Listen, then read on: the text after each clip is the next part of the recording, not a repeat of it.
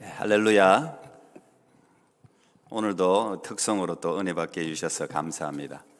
주께서 밝히신 작은 촛불, 그게 마음에 확 와닿았어요. 주께서 밝히신 작은 촛불이 온 누리에 퍼져서 세상을 밝게 할 줄 믿습니다. 오늘날도 마찬가지로 여러분에게도 그런 역사가 있기를 축복합니다.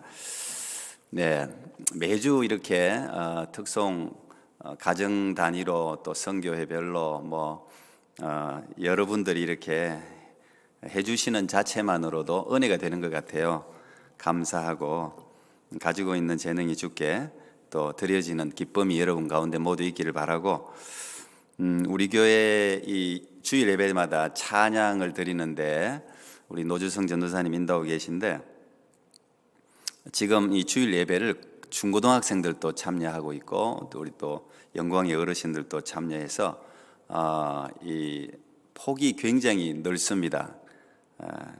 영어권도 있고, 그래서 한 주는 우리 젊은 층에 맞춰서 찬양을 선곡하고, 오늘 같은 경우는 이제 우리 어르신들을 생각하면서 선곡하고, 이렇게 찬양 인도하는 사람에게 그런 또 애로사항이 있다는 것을 여러분들이 이해해 주시고, 잘 모르는 찬양은 더 열심히 따라 불러서 또 익히시면 좋을 것 같고, 그 찬양 인도가 그렇게 패턴으로 이루어지고 있다는 것을 참고로 여러분들이 아시고 예배에 참여해 주시면 더 은혜가 될 것 같습니다.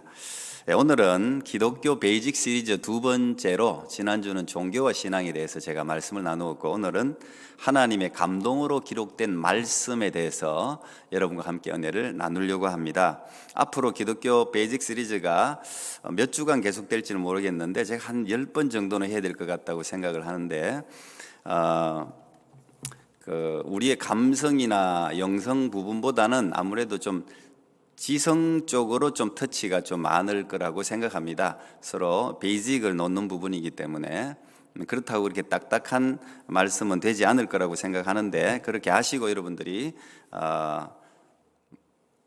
우리 항존직도 있고 목회자도 있고 또 초신자도 있는데, 우리가 다 같이 베이직, 기독교 베이직을 기초를 낳는다는 생각으로 따라와 주시면 함께 신앙 성장하는 기쁨이 있으리라고 생각합니다. 우리 교회는 해외 한인 장로회에 속해 있는 장로교회입니다. 개신교라고도 부르죠. 한국에서는 개신교 이렇게 부르는데, 개신교를 영어로 하면 프로테스탄티즘, 이게 개신교입니다. 그 말은 프로테스탄트들의 모임이라는 뜻일 수 있겠죠. 그러면 프로테스탄트는 여러분 아시다시피 저항한다, 항거한다, 이제 그런 뜻을 가지고 있습니다. 어디에 저항하느냐? 그 당시로 보면 이제 가톨릭에 부패한 여러 부분, 다르게 이야기하면 성경에서 벗어난 어떤 행위들, 전통들에 대한 항거라고 볼 수 있습니다. 그래서 리포메이션, 종교개혁이 1517년에 일어나게 되었죠. 그 대표적인 인물이라면 마틴 루터, 그분은 독일 사람이었습니다. 그리고 우리 존 칼빈, 그분은 프랑스 사람이었습니다. 그리고 쩌빙글리, 그분은 스위스 사람입니다. 이 세 명이 종교개혁자 중에서 가장 대표적인 사람들이라고 생각할 수 있습니다. 세 분의 성향이 좀 다른데, 그런데 이 세 분의 주장에 공통점이 있습니다. 그 공통점은 성경의 권위입니다. 모든 것 위에 최종적인 권위를 성경이 가지고 있다고 이야기하는 부분은 똑같았습니다. 물론 안으로 들어가서 성경의 작은 해석 부분이 조금 차이는 있었지만, 성경은 어떤 종교회의나 교황과 교황의 주장보다 높다는 것이 그들의 주장이었고, 바로 그 신학과 신앙을 따르고 있는 사람들이 개신교도들입니다. 프로테스탄트, 개혁교회라고도 하죠. 리포엄드 처치. 바로 우리 교회가 개신교회, 개혁교회에 속해 있습니다. 그래서 이 개혁교회에서 가장 중요하게 여기는 가치가 성경입니다. 그래서 Back to the Bible, 성경으로 돌아가자. 이것이 그 종교개혁자들이 주장하는 가장 큰 구호였습니다. 종교개혁 할 당시 그 전부터 캐톨릭이었는데 캐톨릭의 가르침이나 전통이 성경에서 너무 계속적으로 벗어나고 있었기 때문에 물론 종교개혁의 시발점은 이제 성당을 짓기 위한 면죄부 판매가 직접적인 원인이 되긴 했지만 계속해서 성경에서 벗어나고 있는 것에 대한 자발적인 항거였어요. 그래서 지금 오늘 우리 교회 개신교 개혁교회들의 최고의 권위, 최종적인 권위는 성경에 있습니다. 그것을 믿는 교회가 개혁교회고 개신교회입니다.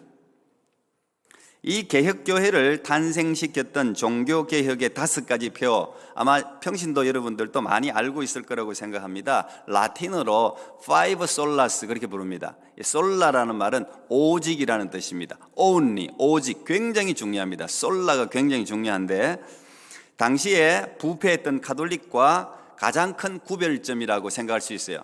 오늘날도 이 개혁교회의 파이브 솔라스는 여전히 유효하고 이 파이브 솔라, 이 5가지를 우리가 이해하고 아는 것이 우리가 지금 신앙생활하고 있는 개신교회, 개혁교회를 이해하고 여러분들이 어느 신앙적인 기반 위에 서 있는가를 알게 되는 매우 중요한 표지입니다. 마틴 루터는 원래 사제였죠. 신학교 교수이기도 했는데 마틴 루터는 사실 교황에게 막 반대하거나 항거할 생각이 없었어요.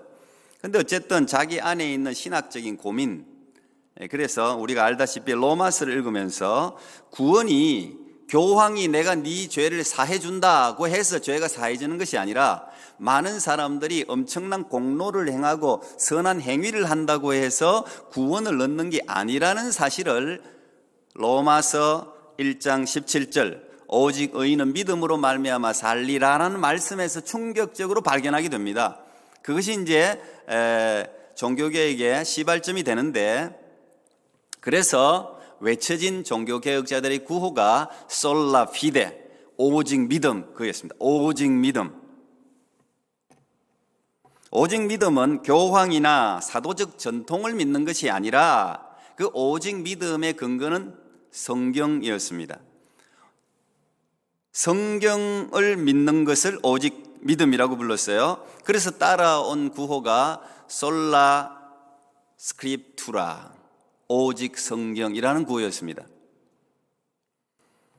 성경을 믿는다는 말은 또한 오직 그리스도를 믿는다는 말이었는데 그것은 로마서 10장 17절에 믿음은 들음에서 나며 들음은 그리스도의 말씀으로 말미암는다 그랬어요. 우리가 성경을 믿는다고 할 때는 그것은 그리스도를 믿는다는 말과 동일합니다. 그래서 솔루스 크리스투스, 오직 그리스도, 오직 그리스도라는 3번째 솔라, 구호가 탄생했습니다. 우리가 오직 그리스도를 믿는다는 말은 그리스도께서 십자가에서 이루신 내 모든 죄를 한꺼번에 다 짊어지시고 이루어 놓으신 그 사실을 내가 믿음으로 받아들인다는 의미였습니다. 그래서 구원에 있어서 인간이 참여하는 부분은 하나도 없다. 이게 개혁교회가 믿는 믿음이에요. 인간은 어떤 부분에도 구원에 기여할 수 없다. 이 구원은 오직 하나님의 은혜다. 그래서 4번째 구호가 솔라 그라티아, 솔라 그라티아, 오직 은혜, 오직 은혜, 그런 구호입니다.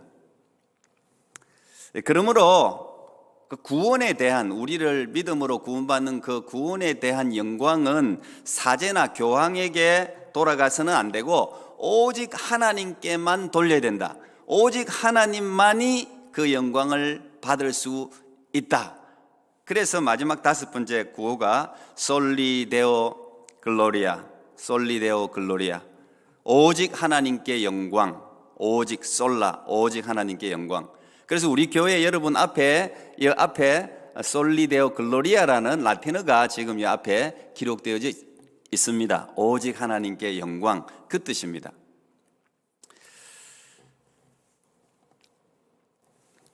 이 5가지 솔라, 오직, 이 오직이라는 말이 얼마나 중요합니까? only, 오직 성경이에요. 5가지. 오직 믿음, 오직 성경. 여러분 마음속으로 따라 하십시오. 오직 그리스도, 오직 은혜, 오직 하나님께 영광. 이것을 믿는 것이 개신교회고 개혁교회예요. 오직입니다. 오직 성경이에요. 오직 믿음이에요. 다른 게 없어요. 우리가 이 성경으로 돌아가자는 의미가 그 뜻이죠. 이 5가지 솔라의 근간이 바로 성경입니다. 성경이 5가지 교리를 다 이야기해주고 있는 거예요. 성경이 오직 최종적인 최고의 권위를 가지고 있어요.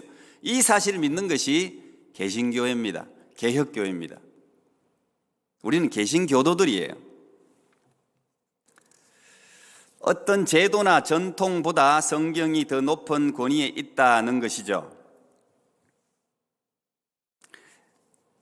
우리가 받아들이는 신앙 고백이 몇 가지 있는데 그 중에 가장 권위 있는 것이 웨스트민스터 신앙 고백입니다. 1648년에 영국 왕실의 특명으로 영국에서 가장 저명한 신학자들이 거의 5년에 걸쳐서 완성한 성경 안에 있는 성경 안에서 추출해낸 신앙 고백을 모아놓은 고백서예요. 우리 교회도 제가 이제 항존직하고 웨스트민스터 신앙 고백을 공부를 좀 하려고 그러는데 굉장히 중요하고 아주 잘 정리되어 있어요. 무엇을 신앙 고백해야 될지를 굉장히 잘 정리해놨어요. 근데 이 웨스트민스터 신앙 고백에 1장이 성경에 관하여라는 것이, 성경에 관한 것이 1장 정리되어 있어요. 그 중에 성경 해석에 대한 굉장히 중요한 지침이 1장 9번에 정리되어 있는데 제가 한번 그대로 읽어드리겠습니다. 성경을 해석하는 틀림없는 법칙은 성경 자체이다. 그러므로 성경 한 구절이 내포하고 있는 참되고 충족한 의미에 관하여 무슨 의문이 있을 때는 더 분명하게 말한 다른 성구를 통하여 고찰하고 이해해야 한다 그랬어요. 이 성경에 의문이 있으면 여러 사람 그래서 이 성경 해석 때문에 이단이 많이 나오지 않습니까? 이 성경은 성경이 해석한다는 게 이 칼빈주의자들이나 개혁교회, 개신교회 신학자들의 공통적인 이야기입니다. 그래서 예전에 우리나라에는 관주 성경이라는 게 있었어요. 그건 은혜라는 말이 나오면 은혜라는 말이 어디에 또 똑같은 말이 나오는지를 그 관주로 다 기록해 놓은 거예요. 상당히 사실은 좋은 거죠. 그래서 여러 똑같은 은혜라는 구절이 사용되어진 것을 찾다 보면 은혜의 본질적인 의미를 이해하게 되는 거예요. 이 성경은 성경이 해석한다는 거죠. 그래서 10번째 이 성경에 관하여 1장 10번이 뭐라고 기록되어 있냐 하면 최고 심판자는 성경 안에서 말씀하시는 성령 이외에 아무도 있을 수가 없다. 이로 말미암아 모든 종교적 논쟁은 결정되어야 하고 교회 회의의 모든 명령과 고대 학자들의 의견과 인간론과 개인의 정신 문제도 이 심판자의 감독을 받아야 하며 그의 판결에 순응해야 한다. 이렇게 기록되어 있습니다. 성경이 최고의 권위를 갖고 있는데 이 심판자는 성령이라는 거예요. 성령.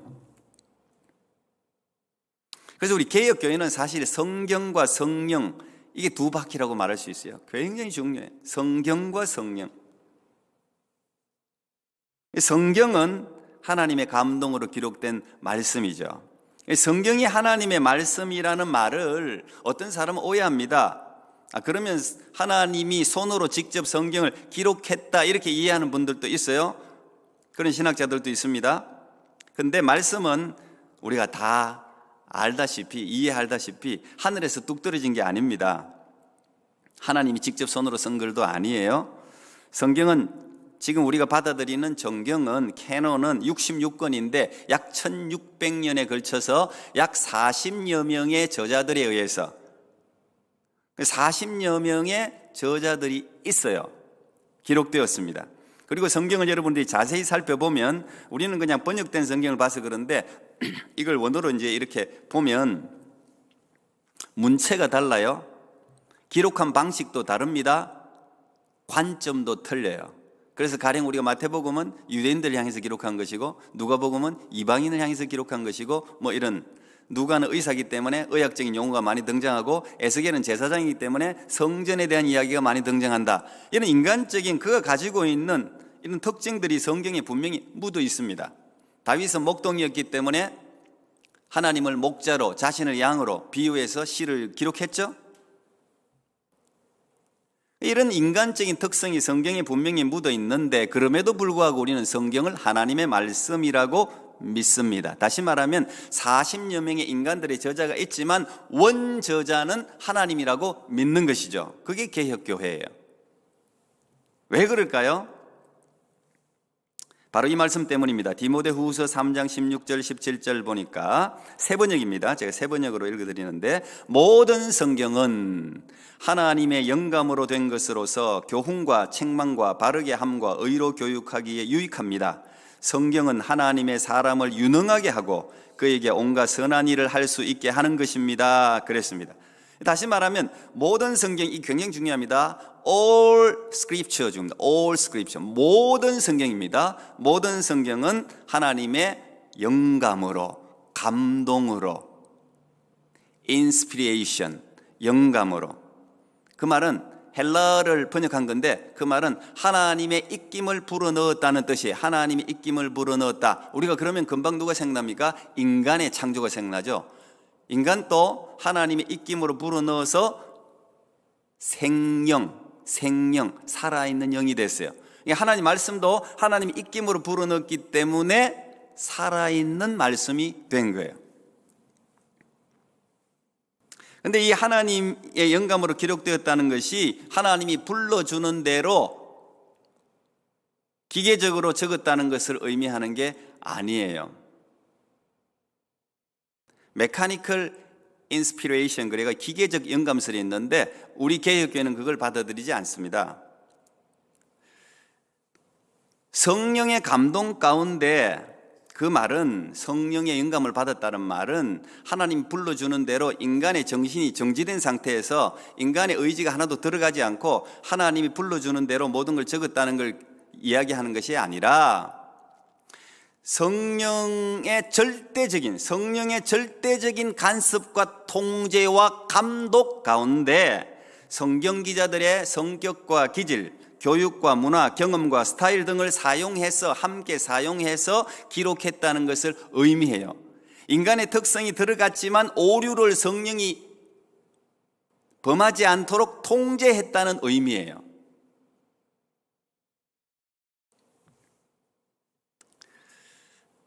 그래서 하나님이 사람들에게 전하고자 하는 메시지와 언어와 그 모든 것을 성령의 감동 가운데 한치의 오류도 없이 기록했다는 것을 믿는 것, 그것을 우리는 유기적 영감설이라고 부르는데 Organic Inspiration이라고 부릅니다. 유기적으로 하나님께서 감화, 감동, 통제, 감독하셔서 모든 성경, all scripture, 모든 성경이 다 하나님의 말씀이 되게 하셨다고 믿는 것, 이것이 개혁주의 신학자들이 받아들이고 있습니다. 그렇다고 자유주의 신학자들이 주장하는 것처럼 부분적으로 이성적으로 이해되지 않는 건 그건 인간이 기록한 거고 그건 하나님이 감동한 게 아니고 부분적으로 감동했다고 이야기하는 그 부분적인 부분 감동설을 우리는 받아들이지 않고 창세기부터 계시록까지 아까 제가 강조한 모든 성경이 다 하나님의 감동으로 기록된 하나님의 말씀이라는 사실을 우리가 받아들이는 거예요.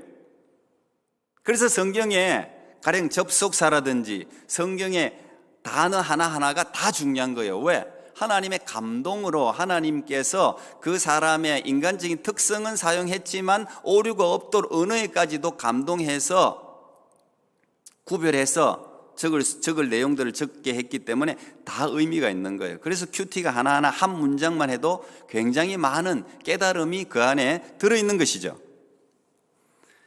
그러므로 하나님이 모든 것을 다 감동했기 때문에 인간이 임의로 자기가 받아들이고 싶은 건 받아들이고 빼고 싶은 건 빼낼 수가 없는 거예요. 더 할 수도 없고 덜 할 수도 없는 거예요. 그러면 저주를 받는 거죠. 성경이 그걸 기록해 놓고 있는 거예요. 베드로가 오늘 그런 사람들을 향해서 우리가 오늘 읽었던 본문이죠. 베드로후서 1장 20절 21절에서 먼저 알 것은 성경의 모든 예언은 사사로이 풀 것이 아니니, 이걸 뭐 여러 번역서에서 여러 가지로 네 마음대로 풀지 말라는 이야기예요. 풀 것이 아니니 예언은 언제든지 사람의 뜻으로 낸 것이 아니요 오직 성령의 감동하심을 받은 사람들이 하나님께 받아 말한 것임이라, 그렇게 이야기하고 있습니다. 그래서 성경 말씀은 반드시 성령, 원저자이신 성령의 감화를 받아서 믿음으로 읽어야 돼요. 그래서 제가 성경 필사를 할 때도 여러분에게 가이드라인을 줬습니다. 그 가이드라인을 따라서 쭉 하면 은혜가 많이 돼요. 그 가이드라인에 성경 필사든 성경 큐티든 여러분들이 성경 읽을 때는 반드시 기도하고 쓰고 읽어야 돼요. 하나님, 내가 이 하나님의 말씀을, 성령으로 감동으로 기록된 이 말씀을 깨달아 성령께서 원래 말씀하시고자 하시는 바를 깨달아 알게 해 주시옵소서. 짧은 기도지만 그 기도를 드리고 적고 읽어야 되는 거예요.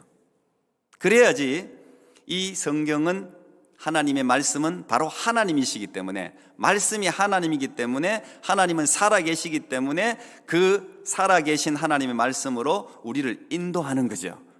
그때 살아있는 말씀이 말씀이 막, 어떤 사람 그러잖아요. 막 벌떡벌떡 뛴다 그러잖아요. 말씀이 막 이 인쇄된 검은색이 아니라 이게 튀어나왔다, 그런 표현을 여러 사람들이 쓰는 것을 보았습니다. 저도 그걸 경험했지요. 그래서 제가 목사를 하고 있는데 이 말씀이 진짜 튀어나와요. 이 안에서 얼마나 뜨거운지 몰라요. 말씀이 그냥 병도 고치고 감동을 주고 비전도 주고, 때로는 오늘 디모데후서 우리가 읽었듯이 교훈도 하고 책망도 하고 잘못된 건 고쳐주고 우리를 올바른 길로 우리를 인도하시는 것입니다. 그래서 성경은 살아있는 책이다, 그렇게 부릅니다. 하나님의 숨결을 불어넣었기 때문에. 그래서 말씀이 선포되면 저는 이 시간도 여러분 가운데 이런 하나님의 살아있는 말씀의 역사가 있기를 축복하고 기도합니다. 말씀이 선포되면 역사가 나타나는 거예요. 말씀이 하나님이기 때문에 하나님이 말씀으로 일을 하시는 겁니다. 왜? 어떤 사람에게 마음을 활짝 열고 믿음으로 하나님의 말씀을 하나님의 말씀으로 아멘으로 받아들이는 사람에게 말씀이 그 안에 들어가서 하나님이 역사를 하는 거죠. 때로는 교훈도 하고 때로는 책망도 하고 때로는 우리 잘못된 걸 고쳐주고, 그리고 올바른 길로 우리를 인도하시는 것입니다. 그래서 히브리서 4장 12절에는 하나님의 말씀은 살아있고 활력이 있어 좌우에 날선 어떤 검보다도 예리하여 홍과 영과 및 관절과 골수를 찔러 쪼개기까지 하며 또 마음의 생각과 뜻을 판단하나니. 하나님의 말씀은 살아있다, 이게 운동력이 있다는 거예요. 그래서 성도를 변화시키고 세상을 변화시키는 게 이 말씀이 하는 역사예요. 하나님은 말씀이시면서 하나님이세요. 말씀으로 천지 만물도 창조하셨죠. 말씀이 선포되는 곳에는 변화가 일어나는 거예요. 변화가. 어둠의 역사가 떠나가고 빛이 들어오고 생명이 창조되는 역사가 말씀이 선포되는 현장에 일어나는 것입니다. 그래서 성도를 변화시키고 역사를 일으키는 것은 목사가 아니에요. 물론 전하는 대언자인 목사도 굉장히 중요해요. 깨끗한 도구로 잘 준비되어져야 되죠. 깊이 하나님 말씀을 제대로 해석하고 묵상하는 고민이 필요하죠. 그러나 성도들을 실제적으로 변화시키는 것은 목사가 아니고, 유명한 목사가 아니고 하나님의 말씀이에요. 그래서 유명하지 않아도 시골에서 목회해도 목사들이 제대로만 하나님 말씀을 선포하기만 하면 그 말씀이 듣는 사람으로 하여금 변화와 치유와 구원으로 인도하시는 것입니다. 이 하나님 말씀이 하는 역사예요. 그래서 목사들은 언제나 말씀에 대한 바른 이해와 경외심을 가지고 바르게 증거하기만 하면 돼요. 내가 하는 게 아니에요. 화려한 말기술로 하는 게 아니에요. 그래서 오늘 이 시대에 우리 개혁교회가 찾아야 될 게 성경으로 돌아가는 거예요. 강대상이 회복돼야 돼요. 강대상에서 온갖 인간적인 언어가 여기서 선포되면 안 되는 거예요. 그건 세상이 강연이 되는 거예요. 그래서 저 또한 말씀을 선포하는 목사로 언제나 두려움으로 서죠. 언제나 부족하지만 하나님 말씀이 살아있도록, 오늘 이 시대의 모든 강대상이 살아난다면 저는 이 사회가 살아난다고 확실히 믿습니다. 강대상이 죽었기 때문에 교회가 죽고 세상이 죽는 거예요. 성경은 우리가 개혁교회, 가톨릭은 외경까지도 듣는데 그 이야기 하려면 제가 너무 길고, 우리 개신교회는 66권만을 정경으로 받아들입니다. 이 66권은 구약 39권은 AD 90년에 얌리아 회의에서 결정이 되었습니다. 신약 27권은 397년에 카르타고 회의에서 결정이 되었습니다. 그러면 어떤 사람은 그것도 인간이 그러면 정경을 선택한 거잖아. 그렇지 않습니다. 거기에 성령의 감동이 있었어요. 동일하게 있었어요. 그리고 그 성경을 채택할 때 그 성경이 어느 날 갑자기 선택된 게 아니고 오랜 세월 검증을 받아서 결정한 거예요. 예를 들면 신약을 결정할 때 신약 어떤 게 진짜 너무너무 카피본, 원본이 없어요. 오리지널본이 없어요. 성경은 전부 사본밖에 없어요. 이것도 참 하나님의 경륜인데, 근데 그 사본이라는 게 너무 많아요. 넘칩니다. 그 중에서 어떤 게 진짜 하나님의 말씀이냐를 구분할 때 몇 가지, 신약을 선택할 때 몇 가지 기준이 있었어요. 첫 번째는 이게 성령의 감동을 받은 책이냐 하는 거예요. 성령의 감동을 받은 책이냐. 외경은 성령의 감동을 받은 책이 아닙니다. 가톨릭은 그것을 받아들였어요. 잘못된 것이죠.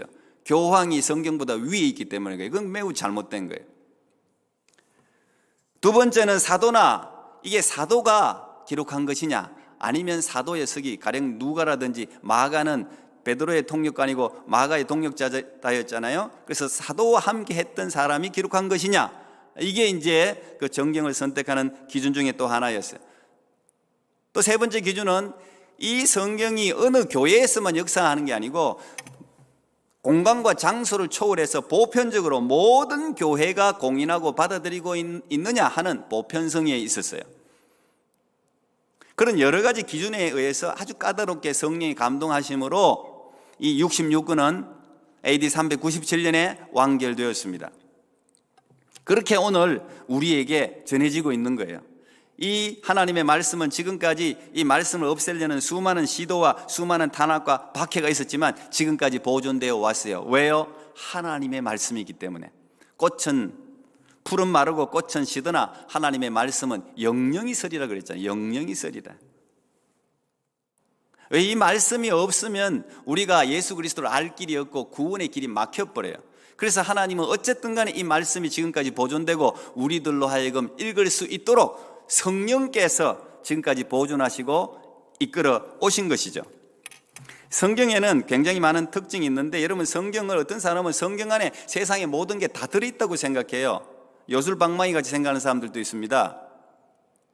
성경에 주식을 잘해서 주식 투자 잘하는 법이 있나 막 찾아보는 사람도 있을 수도 있어요. 성경은 여러분 아셔야 되는데 디모데후서 3장 15절부터 17절까지 성경이 가지고 있는 특징을 굉장히 잘 요약해 놨습니다. 15절에 보면 성경은 능히 너로 하여금 그리스도 예수 안에 있는 믿음으로 말미암아 구원에 이르는 지혜가 있게 하느니라, 이렇게 이제 바울이 동역자이면서 믿음의 아들인 디모데에게 편지를 보내는데, 이제 성경 이야기를 굉장히 많이 합니다. 성경 너 연소함을 업신여기게, 사람들이 나이 적다고 업신여기게 하지 말고 너 성경의 도사가 되래, 이런 한마디로 그렇게 이야기해요. 다른 건 몰라도 성경에 있어서는 나이 상관없이 출중해라, 항상 연구해라, 그런 이야기를 해요. 그러면서 이 성경은 구원에 이르는 지혜가 있게 하는 책이에요. 세상에 얼마나 좋은 책이 사실 많습니다. 여러분 저도 책 읽는 거 좋아하는데 책을 읽다 보면 정말 책이 선생이에요. 세상에 온갖 게 거기 다 있어요. 책을 읽다 보면 거기 빠지죠. 책에는 정말 우리가 막 깨어나게 하는 너무도 많은 책들이 많아요. 그런데 어느 책도 우리를 구원으로 이끄는 지혜가 있지는 않습니다. 오직 성경만이 우리를 구원에 이르게 하는 지혜를 우리에게 줘요. 그게 성경의 유일한 특성이에요. 그래서 성경은 우리를 구원으로 이끄는 책이라는 기본적인 전제를 여러분들이 해야 돼요. 우리를 부자 되게 한다거나 우리를 출세하게 하는 그런 책이 아니에요. 성경은 우리가 지옥으로 가는 걸 원하지 않죠. 우리가 영생을 얻을 수 있도록, 천국 갈 수 있는 길을 우리에게 보여주는 것이 그게 성경이에요. 그래서 성경을 읽어야 되는 그런 목적으로. 성경은 또한 16절에는 하나님의 감동으로 기록됐죠. 그래서 인간이 저자가 아니라 하나님이 원저자예요. 성경은. 그 다음에 성경은 교훈, 책망, 바르게 함, 의로 교육하기에 유익한 책이에요. 세상의 다른 책들하고는 달라요. 그리고 17절에 보면 성경의 목적이 기록되기 굉장히 중요하죠. 이는 하나님의 사람으로 온전케 하며 모든 선한 일을 행하기에 온전케 하려 함이니라. 성경이 가지고 있는 최종적인 목적은 뭡니까? 그것은 세상의 다른 책들은 정치인을 만든다든지 경제인을 만든다든지 학자를 만든다든지 뭐 어떤 뛰어난 기술자를 만든다든지 예술인을 만든다든지 우리를 그런 세계로 그런 것에 도움이 주는 책들이 많은데, 성경은 목적이 달라요. 성경은 하나님의 뜻을 따라 사는 사람이 되게 하는 데 목적이 있단 말이에요. 성경은 무엇이 하나님의 뜻인가를 우리에게 알려주고 참된 그리스도인이 되게 하는 것, 그게 성경이 가지고 있는 목적이에요. 하나님의 사람으로 온전하게 하는 것. 그리고 여러분들이 이야기하는 출세니 부자니 지식이니 이런 건 다 보너스예요. 그냥 솔로몬이 기도했을 때 하나님 그런 거 보너스로 줬잖아요. 그런 거는 영생에 이르는 것에 비하면 아무 가치가 없는 거예요. 아주 작은 것들이에요.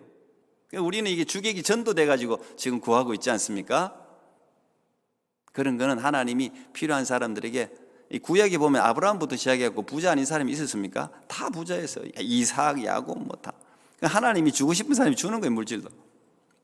어쨌든 이 성경의 목적은 하나님의 뜻을 알게 하고 하나님의 뜻을 쫓아 하나님의 사람으로 살아가게 하는 것, 그게 우리를 영생으로 가장 영원한 보화로 우리를 인도하기 때문에 거기에 목적이 있다는 사실을 여러분들이 꼭 기억해야 됩니다.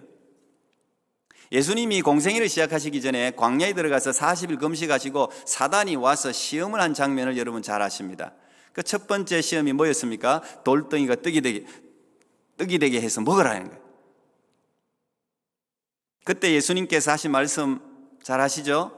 마태복음 4장 4절에 나와 있는데, 사람이 떡으로만 사는 것이 아니요 하나님의 입에서 나오는 말씀으로 살 것이니라. 저는 이게 인간의 아주 모든 짐승들이나 이 피조물들과 구분시켜주는, 사람은요 떡으로만 사는 존재가 아닙니다. 근데 지금 이 사단이 사람을 전부 육체 덩어리로 지금 계속 몰고 가는 거예요. 동물로 계속 몰고 가는 거예요. 성적인 거, 육신적인 거, 쾌락적인 거, 그게 인간의 본체가 아니죠. 인간은 떡만 먹고 살 수 있는 존재가 아니에요. 떡만 먹어도 그 안에 공허, 빈 공간이 있기 마련이에요. 인간은 영으로 창조되었기 때문에 영혼의 밥은 하나님의 말씀이에요. 아무리 여러분이 돈을 많이 벌어서 아무리 화려한 음식을 먹어도 차지 않는 곳이 있다고. 차지 않는 곳, 배만 부르지. 현대병의 대부분이 너무 잘 먹어서 그런 거 아니에요? 현대병의 대부분이. 옛날에 가난한 시절에 없던 병들이 지금 얼마나 많아요? 너무 잘 먹어서 그런 거예요. 너무 잘 먹어서. 사람은 하나님의 말씀을 먹어야 사는 존재입니다. 하나님의 말씀이 영혼의 양식이기 때문에 그렇습니다. 말씀을 먹지 않고 영혼은 결코 강건해질 수 없습니다. 표시가 안 날 뿐이에요. 말씀을 먹지 않는 영혼은 피폐해집니다. 사단의 유혹을 이길 수 있는 힘이 없습니다. 우리가 밥도요, 밥맛이 있을 때가 있고 밥맛이 없을 때가 있잖아요. 사실 가장 좋은 반찬은 시장이에요. 배고프면 우리 애들도 그냥 굶겨버려요. 그냥 애들도 그냥 식습관을 바꾸려면 굶기라 그러잖아요. 배고프면 다 먹더라고. 배고프면. 근데 어쨌든 밥맛이 있든 없든 먹으면 희한하죠. 물에 말아서라도 밥을 먹으면 힘이 나요. 참 희한해요. 밥맛하고 상관없어요. 어쨌든 음식이 들어가면 힘이 나요. 그게 육체예요. 그렇게 하나님 만들어놨어요. 영혼도 마찬가지입니다. 영적으로 내가 말씀 읽을 때 오늘 뭔가 깨달음이 있고 좋든 안 좋든 감동이 있든 없든 먹어야 되는 게 하나님 말씀입니다. 하나님 말씀이에요. 제 동기 중에 저보다 나이가 훨씬 많은데 독일에서 은학 박사를 하러 갔다가 은학 박사는 되지 않고 하나님을 만나갖고 신학교 들어와서 지금 전도사신데, 그분 내 홈페이지도 여러분에게 소개해 주면 좋은데, 이분은 지금 목회도 안 하고 아주 가난하게 살면서 세계 모든 성경 번역서들을 지금 다 공짜로 다 지금 홈페이지에 다 올려주고 있어요. 하나님의 말씀으로 인간이 구원받을 수 있기 때문에 자기는 그냥 졸면서도 하나님 말씀이니까 그냥 뭐 다 감동이 되어서가 아니라 매일매일, 그분은 원어를 굉장히 잘해요. 언어학을 전공하신 분이라 가지고 신학교 다닐 때도 교수들보다 더 잘했어요. 히브리, 헬 이런 거 저하고 같은 방을 써가 제가 그 혜택을 많이 받았어요. 그분한테서 공부하는 걸 제가 참 많이 배웠습니다. 그분은 그냥 공부하다가 쓰러져요. 그냥 아주 저보다도 더 빼빼해요. 참 나는 우리 교회에서 후원하고 싶어요. 나중에 정말 그분 정말 월급도 못 받으면서 그냥 그 일을 하고 있는 지금도. 한국 가면 제가 가끔씩 만나는데 참 많은 도전을 받습니다. 영혼이 맑아요. 그래서 배고프든 뭐 하든 그냥 일어나면 무조건 말씀부터 읽는데요. 그래서 제가 거기에 도전을 받죠. 우리도 그래야 돼요. 양식이잖아요. 양식. 영혼이 이걸 먹어야 살잖아요. 이 밥이잖아요. 먹어야 되는 거예요. 무조건 먹어야 되는 거예요. 한국은 특별히 이 선교학적으로 역사적으로 보면 굉장히 특별한 역사를 가지고 있습니다. 선교 역사를 여러분들도 많이 들어서 아실 텐데, 한국은 선교사보다 하나님의 말씀이 먼저 들어간 나라예요.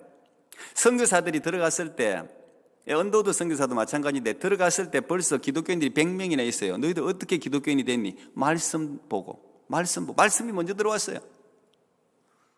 참 생각해 보면 뭐 제가 우리 농담반 진담반으로 이야기하는데 조선 진짜 초전 선택된 민족이에요. 진짜 이름도 참 기가 막히게 초전 피플이에요. 진짜 나는 오늘 이 시대에 세계에 미국 다음으로 두 번째로 이런 선교사를 파송하고 하나님에 대한 열심, 특별히 750만 디아스포라들이 가는 곳마다, 유대인들이 가는 곳마다 회당을 세운 것 같이 한국 사람들은 어쨌든 간에 교회를 세워요. 그리고 신앙에 대한 열심이 많아요. 사단의 사실 타겟은 나는 한국 교회라고 생각해요. 이 한국 교회가 지금 막 지지멸리를 하고 있잖아요. 그러나 나는 그 가운데 더 튼실하게 강건하게 세워지는 교회가 있으리라고 나는 믿고 있어요. 이 구별되니까, 가짜 교회, 진짜 교회가 구별되니까 지금 이 시대는 구별되는 그런 시대라고 저는 생각하는데, 강한 사람들은 하나님이 더 큰 은혜를 분명히 주실 거예요. 한국 교회는, 제가 한국 교회 제 설교 듣는 사람도 없겠지만 좀 들었으면 좋겠어. 한국 교회는 깨어나야 됩니다. 지금 시대적인 사명을 인식해야 돼요. 굉장히 중요합니다. 한국 교회. 세계 수많은 교회가 중요하지만 특히 한국 교회 중요해요. 그래서 이슬람들이 본격적으로 공격하는 거예요. 한국 교회 무너지면 다 이슬람화 된다고 열심히 있어가지고 참 열심히 있어요. 그런데 그 좋은 전통을 지금 다 무너뜨리고 있어요.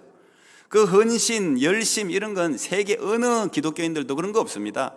뭐 새벽기도뿐 아니라 헌금하고 뭐 선교사를 보내고 그냥 자기 자신을 헌신하고, 이런 한국 교회의 이 좋은 전통을 왜 무너뜨리는지 전 너무너무 안타까운 거예요. 난 토론토 꿈의 교회가 그런 한국 교회가 가지고 있는 굉장히 좋은 전통, 우리가 한국 교회잖아요. 그런 좋은 전통을 우리가 그냥 고스란히 가져왔으면 좋겠어요.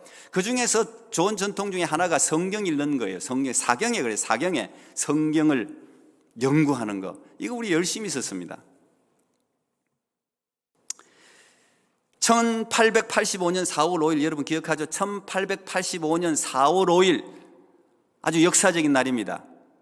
언더우드와 아펜셀러가 인천 제물포항에 첫 발을 디뎠던 날입니다. 그런데 그분들이 첫 발을 디딜 때 이수정이라는 한국 사람이 번역한 마가복음을 가지고 왔습니다. 그 마가복음으로 선교를 했기 때문에 사실 이 한국 교회가 말씀 위에 든든하게 세워져서 굉장히 급부흥을 할 수 있었어요. 지금 한국이 누리고 있는 이 엄청난 이 물질의 부, 경제적인 부도 나는 그 기초가 이 기독교에 있다고 믿습니다. 뭐 다른 사람들이 뭐라고 하든 말든 그 역사적인 사실입니다. 한국 교과서에서 기독교의 그 배경을 없애는 거 사단의 짓입니다. 그건 역사적인 사실이에요.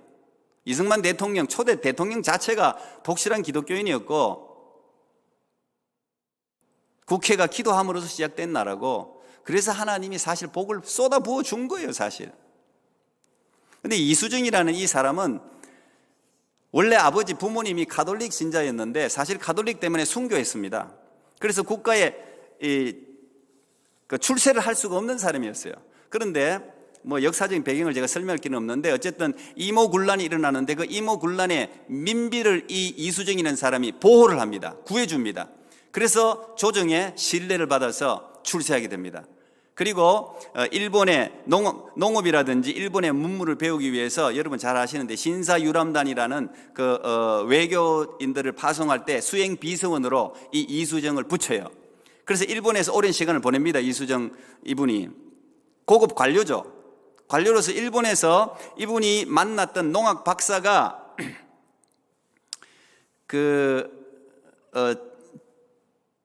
츠타센이라는 농업 박사님이 계신데 일본인인데 이분이 아주 독실한 기독교인이었어요. 그래서 이분이 이수정 씨를 만나가지고 이 이수정에게 처음 건넨 선물이 신약 성경이었습니다. 근데 이 이수정 씨, 우리나라는 뭐 사서상경 이런 게 읽던 버릇이 있으니까 책을 잘 읽었어요. 이 성경을 읽다가 은혜를 받았습니다. 성경을 읽다가 꿈을 꿨어요. 어느 날 꿈을 꿨는데 키 큰 사람하고 키 작은 사람이 나타나더니 보따리를 하나 주는 거예요. 그리고 그 보따리를 열어보라는 거예요. 이게 뭡니까? 그랬더니 책이라는 거예요. 이 무슨 책입니까? 그랬더니 이 환상 중에 너희들 나라의 모든 책들보다, 옛날에 유교 학자들이 책을 뭐 사서상경 이런 거 얼마나 중요하게 생각했습니까? 그 모든 책들보다 더 중요한 책이다. 열어봤더니 그게 성경책이에요. 조선의 모든 책들보다 더 중요한 책이다. 이런 환상을, 이런 꿈을 꾸고 꿈에서 깨어났어요. 그리고 그 말이 떠나질 않는 거예요. 조선의 모든 책들보다 더 중요한 책이 성경책이다.